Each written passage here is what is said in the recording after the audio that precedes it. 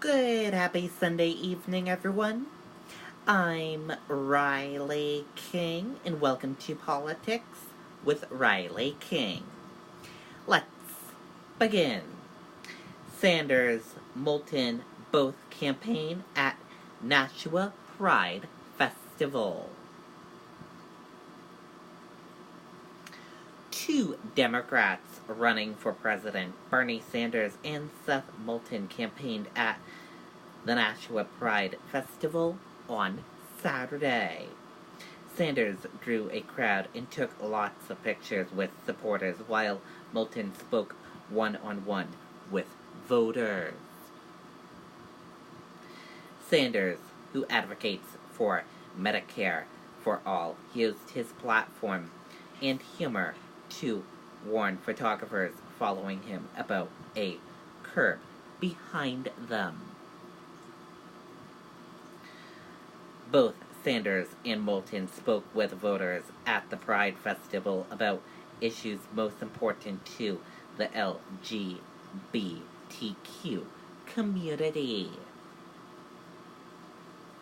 Moulton discussed his plans to review the status of veterans who were dishonorably discharged for their sexual orientation.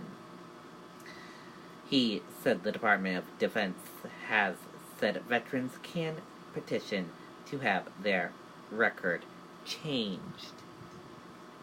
Sanders did not take any questions from the media, but supporters discussed why they're backing him. Moulton did not all requirements to make the debate stage this past week. He said he was disappointed some key issues he passionate about weren't discussed.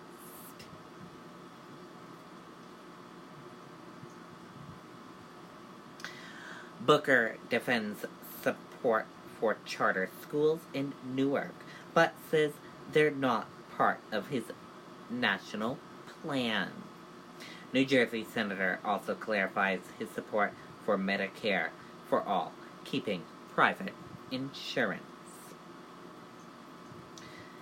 It's not a popular position among the Democrat establishment and the party base, but Senator Cory Booker isn't shying away from his support for school choice in his home city of Newark, New Jersey.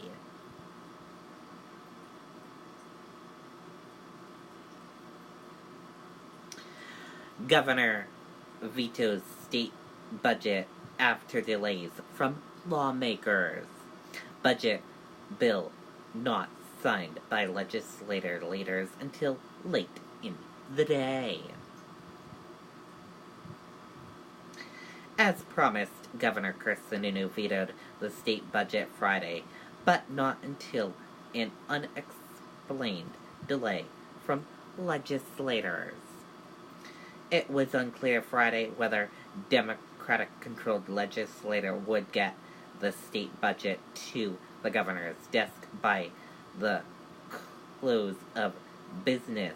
As of 4 p.m., the budget bill was awaiting on signatures in the office of the Speaker of the House. News 9 has learned that the Speaker was traveling.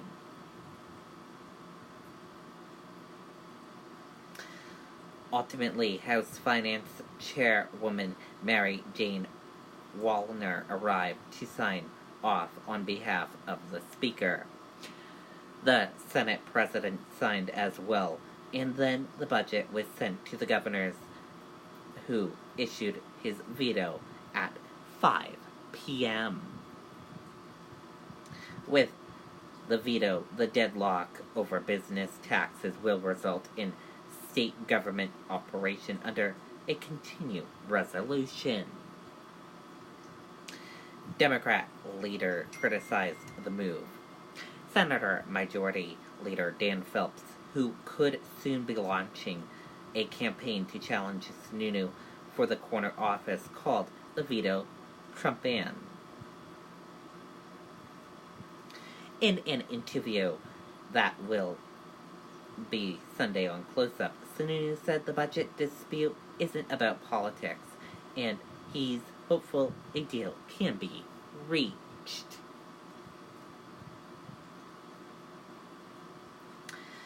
Vice President Mike Pence to hold roundtable on opiate crisis visit business in New Hampshire on July 2nd. A few details of Vice President Mike Pence's planned visit to New Hampshire on Tuesday, July 2nd, have emerged. Sources told WMUR on Friday that when Pence returns to the Granite State, plans call for him to attend a roundtable discussion on the opiate crisis and visit a private business and workplace. Both events are expected to take place in Manchester, sources say. Additional details are expected in the next several days.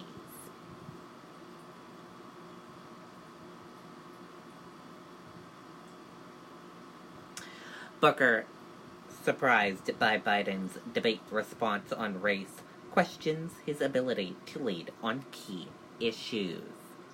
In an interview, New Jersey Senator criticized Biden's defense on states' rights concept.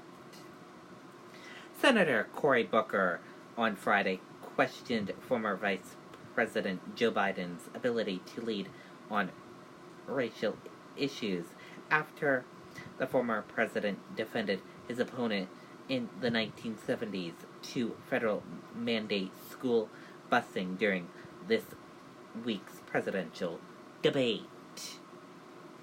And if you want to read more about this, we will have a link for you on the Riley King Network Facebook page. President Trump becomes first president to step inside North Korea ahead of meeting with Kim Jong-un. Donald Trump became the first U.S. president to step into North Korea Sunday, reaching across the decompression line to shake hands with North Korea leader Kim Jong-un, and then at Kim's invite, stepping across the border into North Korea in an historic moment Trump called a great honor. And if you want to read more about this, we will have a link for you on the Riley King Network Facebook page. And that is for this Sunday evening edition of Politics with Riley King. I hope you all enjoyed this edition of Politics with Riley King. Have a wonderful night, everyone. See you back here tomorrow. Good night and bye.